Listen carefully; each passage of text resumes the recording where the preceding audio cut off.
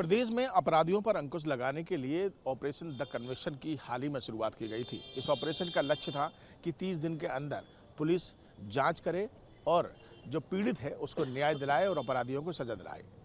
इस पूरे ऑपरेशन के तहत क्या कुछ काम ताजनगरी आगरा में किया गया, कितना अपराध पर अंकुश लगाया, कितने मुकदमे हुए, कितने लोगों को जेल भेजा गया, इस सब की जानकारी हम आपको बताते हैं कि जनवरी 2025 में क्या कुछ हुआ। एसीपी विनायक हमारे साथ मौजूद हैं, उनसे एक बार जान लेते हैं।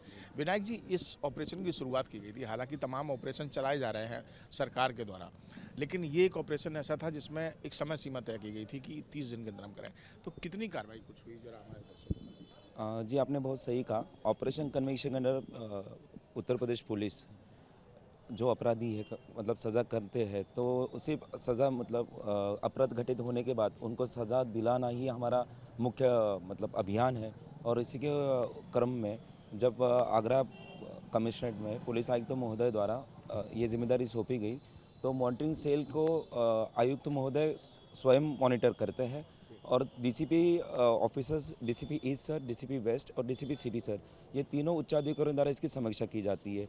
मेरे लेवल पे मॉनिटरिंग सेल के प्रभारी होने के नाते हम जो कोई भी अपराध घटित होता है उसके विवेचक, उसके कोर्ट पैरोकार और उसके थाने के पैरोकार, इनसे हम समन्वय साधते हैं। और जो कोई इसमें समस्या आती है, जैसे कि वादी जो होता है, कई कबार फिर जो एविडेंस होते हैं, फिर आजकल नए बीएनएस के आधार पे जो फॉरेंसिक की डिटेल्स जानी है, तो उसकी रिपोर्ट मतलब पहले तो फॉरेंसिक जांच सही से हो और उसके बाद जो रिपोर्ट हो वो विद इन टाइम में हमें मिल सके, जिसके कारण हम इफेक्टिवली उसकी पैरवी कर सके। तो विनीत जी, हमने उसी क्रम में हम कटिबद्ध और काम कर रहे हैं। मैं आपको बताना चाहता हूँ, पिछले साल भी ऑपरेशन कन्विक्शन के अंतर्गत 1448 सजाई हुई थी, जिसमें 120 से ज़्यादा उम्र कैद की सजा हुई थी। और फिर जैसे पुलिस आयुक्त महोदय द्वारा इस बारे में स्पष्ट निर्देश है, महिला संबंधी अपराध, पॉक्सो और जो भी संगीन अपराध है इसकी इफेक्टिव कार्रवाई मतलब पैरवी करनी चाहिए। तो इसलिए हम 2 साल से कम की सज़ा, 5 साल की सज़ा, 10 साल से कम की सज़ा, 15 साल की सज़ा, 20 साल की सज़ा और उम्र कैद की सज़ा।